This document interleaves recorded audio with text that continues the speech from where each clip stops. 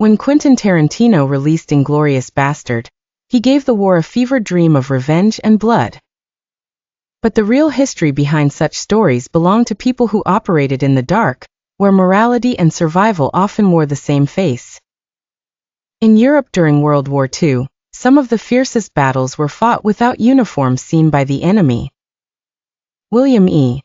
Fairbairn trained British commandos to move quietly, strike fast, and vanish before the shooting began.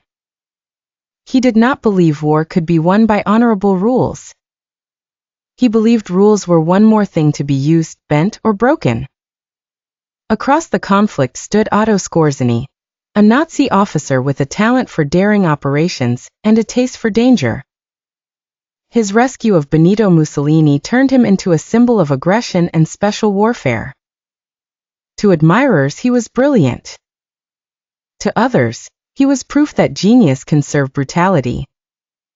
Between those extremes moved the men of the Office of Strategic Services, the American intelligence service that would later lead to the CIA. They slipped behind enemy lines under false names, carrying messages, explosives, poisons, and secrets. They were spies, saboteurs, and guides for resistance fighters. If captured, they could not expect mercy. Among them was Nancy Wake, whom the Nazis called the White Rat because she kept slipping through their nets. She moved through occupied Europe with speed and nerve, helping organize resistance, delivering weapons, and striking back whenever she could. She was not a symbol of gentleness. She was a weapon shaped by war.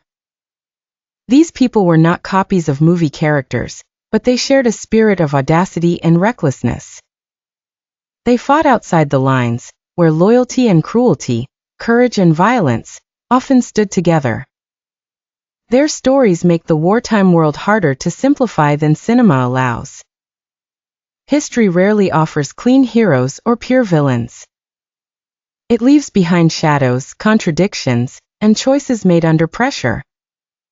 In that gray space, people like Fairbairn, Skorzeny, the OSS operatives, and Nancy Wake proved that war is not only about armies meeting on a field.